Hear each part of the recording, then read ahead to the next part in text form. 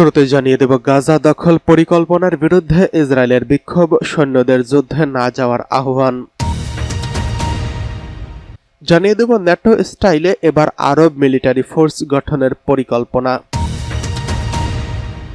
এরপরে রয়েছে ইউক্রেনের আরও একটি গ্রাম দখলের দাবি করছে রাশিয়া। সর্বশেষ জানিয়ে দেব যুক্তরাষ্ট্রের মহড়া নিয়ে উত্তর কোরিয়ার হুঁশিয়ারি। এতক্ষণ শুনছিলেন সংবাদ শিরোনাম, এবারে বিস্তারিত।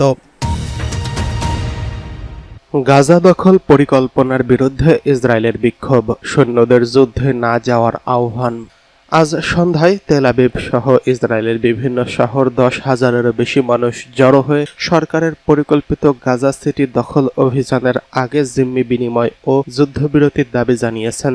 জিম্মিদের পরিবারগুলো সাধারণ ধর্মঘটের আহ্বান জানিয়েছেন এবং সতর্ক করেছেন যে এই অভিযান তাদের প্রিয়জনদের মৃত্যু ঘণ্টা বাজিয়ে দেবে। গত সপ্তাহে মন্ত্রিসভা ঘনবসতিপূর্ণ ফিলিস্তিনি শহরটি দখলের সিদ্ধান্ত নেওয়ার পরই এই বিক্ষোভ হয়। সামরিক বাহিনী আগেই সতর্ক করেছিল এতে জিম্মিদের জীবন ঝুঁকির মুখে পড়বে, সৈন্যদের অপ্রয়োজনে বিপদে ফেলবে এবং গাজার মানবিক সংকট আরও বাড়বে। সমাবেশের আগে হোস্টেজেস অ্যান্ড মিসিং ফ্যামিলিজ ফোরাম এক বিবৃতিতে বলেছেন, আমাদের প্রিয়জনদের বলি দেওয়ার আগে সরকারি সিদ্ধান্তের উপর লাল সতর্কতার পতাকা উড়ছে। তারা সরকারের প্রতি আহ্বান জানায়, একটি পূর্ণাঙ্গ জিম্মি বিনিময় চুক্তি করো, যুদ্ধ বন্ধ করো, আমাদের প্রিয়জনদের ফিরিয়ে দাও, সময় শেষ হয়ে আসছে। জিম্মি পরিবারের প্রতিনিধিত্বকারী hostages and missing family forum Tel Aviv, Jerusalem, দক্ষিণ শাআর, হানেগেভ জংশন এবং কিরিয়াত গাতে সমাবেশ করেছে। এছাড়াও ডজন খানেক শহরে ছোট আকারে বিক্ষোভ হয়েছে। তেল আবিবে হোস্টেজ স্কোয়ারে অন্তত 10,000 মানুষের সামনে বক্তব্য দেয় জিম্মি শ্যারন আলী কুনিও। ইহুদিদের ভালোবাসার উৎসব তু ভি আব এর দিনে তিনি স্বামী ডেভিড কুনিওর কথা বলেন এবং যিনি এখনো বন্দী। ফেব্রুয়ারিতে শেষ যুদ্ধবিরতিতে মুক্তি পাওয়া এলিয়া কোহেন সেখানে বক্তব্য রাখেন। তিনি বলেন, আজ তু বি আব এবং আমার ঈশ্বরের কৃপায় আমি সঙ্গীর পাশে দাঁড়িয়ে আছি। যদিও 505 দিন ধরে আমি ভেবেছিলাম 7ই অক্টোবর হামাসের হামলায় আমরা যে আশ্রয়ে ছিলাম সেখানেই মারা গেছে। তিনি পূর্ণাঙ্গ চুক্তির মাধ্যমে যুদ্ধের অবসান এবং অবশিষ্ট 50 জন জিম্মির মুক্তির আহ্বান জানিয়েছেন। আমি জানি আংশিক চুক্তিতে ফিরে আসার অভিজ্ঞতা কেমন। প্রতিদিন অপরাধবোধ নিয়ে বাঁচি। আমি কাউকে এই অনুভূতির মধ্যে ফেলতে চাই না যে নিজের ভাইকে পেছনে ফেলে এসেছে। এদিকে ন্যাটো স্টাইলে আরব মিলিটারি ফোর্স গঠনের পরিকল্পনা করছে মিশর। কাতারে ইসরায়েলি হামলার পর নড়ে চড়ে বসেছে আরব বিশ্বের নেতারা। মিশর একটি যৌথ আরব মিলিটারি ফোর্স পুনর্গঠনের চেষ্টা করছেন, যা ন্যাটোর মতো দ্রুত প্রতিক্রিয়াশীল বাহিনী হিসেবে কাজ করবে। একাধিক আরবি ভাষার প্রতিবেদনে শনিবার বলা হচ্ছে, এই পরিকল্পনা ইসরায়েল হামাস যুদ্ধ এবং আরব ইসলামিক শীর্ষ সম্মেলনের সঙ্গে সম্পর্কিত। এক প্রতিবেদনে এই খবর দিয়েছে জেরুজালেম পোস্ট। প্রতিবেদনে বলা হচ্ছে, president Abdel Fattah al CC এর পুনর্গঠনের জন্য আরব দেশগুলোর সমর্থন পুনরায় জোরদার করতে কাজ করছেন। পরিকল্পনায় মিশর 20,000 সৈন্য যোগ করার প্রস্তাব দিয়েছেন এবং একটি 4 স্টার জেনারেলকে কমান্ডে রাখার ইচ্ছা প্রকাশ করেছেন। সৌদি আরব যদি মূল পরিকল্পনায় থাকে তাহলে মূল অংশীদার হিসেবে তারাই থাকবেন।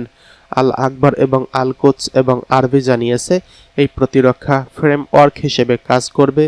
ইসরায়েলের সঙ্গে উত্তেজনা বাড়ানোর কোনো উদ্দেশ্য নেই। এছাড়া মরক্কো ও আলজেরিয়ার বাহিনীও অংশগ্রহণ করতে পারবেন। কমান্ডের দায়িত্ব ভাগাভাগি করা হবে। মিশর শীর্ষ কমান্ডে এবং সৌদি আরব বা অন্য কোনো গালফ রাষ্ট্র দ্বিতীয় স্থানে থাকবে। প্রতিবেদনে বলা হয়েছে, পরিকল্পনাটি এখনও আলোচনার পর্যায়ে রয়েছে, তবে কাতারে ইসরায়েলি হামলার পর মিশরের প্রচেষ্টা ত্বরান্বিত করেছে। এতে আঞ্চলিক অংশীদারদের সমর্থন জোরদার করছে। ইসরায়েলের বিরোধী নেতা ইয়ার লাপিদ এই প্রস্তাবকে বিমান চুক্তির জন্য হুমকি হিসেবে বর্ণনা করেছেন। তিনি টুইট করেছেন, মিশরের এই যৌথ আরব ফোর্স প্রস্তাব ইসরায়েলের সঙ্গে থাকা শান্তি চুক্তির উপর মারাত্মক আঘাত। প্রসঙ্গত, এই ধারণা প্রথম প্রায় 1 দশক আগে উত্থাপিত হলেও তৎকালীন সময়ে তা বাস্তবায়িত হয়নি। 2024 সালের মার্চে ইসরায়েলি প্রতিরক্ষা মন্ত্রীর বৈঠকে গাজা অঞ্চলের জন্য বহুজাতিক ফোর্স নিয়ে আলোচনা হয়েছিল, যেখানে 3টি আরব দেশের সৈন্য এবং সম্ভাব্য মার্কিন অর্থায়নে শান্তিরক্ষা মিশন অন্তর্ভুক্ত ছিল। এদিকে ইউক্রেনের আরও একটি গ্রাম দখলের দাবি করছে রাশিয়া। রাশিয়া জানিয়েছে তারা ইউক্রেনের মধ্যে একটি অঞ্চল নতুন করে গ্রাম দখল করেছে। মস্কোর বাহিনী জানিয়েছে তারা জুলাইয়ের শুরুতে সেখানে পৌঁছেছিল। প্রতিরক্ষা মন্ত্রণালয় জানিয়েছেন তাদের সৈন্যরা দোনেস্ক অঞ্চলের সীমান্তের কাছে একটি গ্রাম দখল করেছে, যা ছিল সম্মুখ যুদ্ধের কেন্দ্রস্থল। ইউক্রেনীয় সামরিক বিশ্লেষকদের দ্বারা পরিচালিত একটি অনলাইন যুদ্ধক্ষেত্রের মানচিত্র ডিপ স্টেট জানিয়েছেন গ্রামটি এখনও কিয়েভের নিয়ন্ত্রণে রয়েছে। রাশিয়ান বাহিনী উন্নত অস্ত্রশস্ত্রে সজ্জিত এবং সংখ্যায় ইউক্রেনীয় সৈন্যদের তুলনায় অনেক বেশি। তারা কয়েক মাস ধরে ইউক্রেনে আক্রমণ চালিয়ে আসছে এবং পূর্ব ফ্রন্ট জুড়ে তাদের অবস্থান দখল করে নিচ্ছে। আগস্টের শেষে ইউক্রেন প্রথমবারের মতো স্বীকার করেছে রাশিয়ান সৈন্যরা দিনিপ্র অঞ্চলের প্রবেশ করেছে, যেখানে মস্কো মাসের শুরুতে অগ্রগতির দাবি করেছিল। রুশ সেনাবাহিনী বর্তমানে ইউক্রেনীয় ভূখণ্ডের প্রায় 1/5 নিয়ন্ত্রণ করে।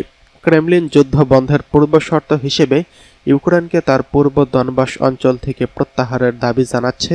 কিয়েভ অবশ্য তা প্রত্যাখ্যান করেছেন। এই অঞ্চলটি 5টি ইউক্রেনীয় অঞ্চলের মধ্যে একটি নয়। দোনেস্ক, খেরসন, লুগানস্ক, জাপোরিঝিয়া এবং ক্রিমিয়া, যেগুলোকে মস্কো প্রকাশ্যে রাশিয়ার ভূখণ্ড হিসেবে দাবি করেছেন। শুক্রবার ইউক্রেনের প্রেসিডেন্ট ভ্লাদিমির জেলেনস্কি বলেছেন তার রুশ সমকক্ষ ভ্লাদিমির পুতিন পুরো ইউক্রেন দখল করতে চায় এবং তার লক্ষ্য অর্জন না হওয়া পর্যন্ত থামবেন না, এমনকি যদি কিয়েভ অঞ্চল ছেড়ে দিতে রাজি হয়। শুক্রবার ক্রেমলিন উল্লেখ করেছে 2022 সালের ফেব্রুয়ারিতে রাশিয়া সর্বাত্মক আক্রমণের ফলে সৃষ্ট সংঘাতের কূটনৈতিক সমাধানের জন্য সাম্প্রতিক মাসগুলোতে বেশ কয়েকটি প্রচেষ্টা ব্যর্থ হওয়ার পর কিয়েভের সাথে শান্তি আলোচনা বিরতি পেয়েছে। এদিকে যুক্তরাষ্ট্রের মহড়া নিয়ে উত্তর কোরিয়ার কঠোর হুঁশিয়ারি।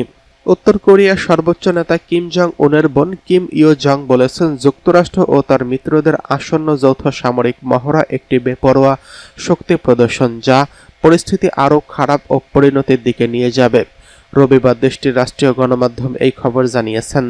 যুক্তরাষ্ট্র, জাপান ও দক্ষিণ কোরিয়া আজ থেকে শুক্রবার পর্যন্ত দক্ষিণ কোরিয়ার জেজু দ্বীপ উপকূলে যৌথ সামরিক মহড়া চালাবে। এতে নৌ, বিমান এবং ক্ষেপণাস্ত্র প্রতিরক্ষা মহড়া অন্তর্ভুক্ত থাকবে। লক্ষ্য হল পারমাণবিক অস্ত্রধারী উত্তর কোরিয়ার হুমকি মোকাবেলায় প্রস্তুতি জোরদার করা। এই লক্ষ্যে ওয়াশিংটন উত্তর কোরিয়ার প্রায় 28,500 মার্কিন সৈন্য মোতায়েন করছে। এই দুই দেশ নিজেদের সৈন্য এবং অস্ত্র একত্রে ব্যবহার করছে এবং একটি টেবিল টপ সামরিক মহড়া চালাবে। কিম ইয়োজং রাষ্ট্রীয় সংবাদ মাধ্যম KCNA-তে দেওয়া এক বিবৃতিতে এই মহড়াকে বিপজ্জনক ভাবনা বলে সমালোচনা করেছেন। উত্তর কোরিয়ার সংক্ষিপ্ত নাম ব্যবহার করে তিনি বলেন, আমাদের সীমান্ত ঘেঁষে মিত্রদের এই বেপরোয়া শক্তি প্রদর্শন ভুল জায়গায় করা হচ্ছে। এটা অনিবার্যভাবে তাদের নিজেদের জন্য খারাপ পরিণতি বয়ে আনবে। পিয়ংইয়ং দীর্ঘদিন ধরেই যুক্তরাষ্ট্র, জাপান ও দক্ষিণ কোরিয়ার যৌথ সামরিক মহড়ার আক্রমণের মহড়ার নিন্দা জানিয়ে আসছেন। কিম ইও জং এর এই বিবৃতি তার ভাইয়ের প্রতি এই সপ্তাহের একটি অস্ত্র গবেষণা কেন্দ্র পরিদর্শনের পর এসেছে। সেখানে তিনি বলেছেন পিয়ংইয়ং পারমাণবিক এবং প্রচলিত সামরিক শক্তি একসঙ্গে গড়ে তোলার নীতি চালিয়ে যাবে। 2019 সালে যুক্তরাষ্ট্রের সঙ্গে পারমাণবিক নিরস্ত্রীকরণ আলোচনা ব্যর্থ হওয়ার পর থেকে উত্তর কোরিয়া ঘোষণা দিয়েছে তারা কোনোভাবেই পারমাণবিক অস্ত্র ত্যাগ করবে না। দেশটি নিজেদের এই অনর পরমাণু শক্তিধর রাষ্ট্র হিসেবে ঘোষণা করছেন।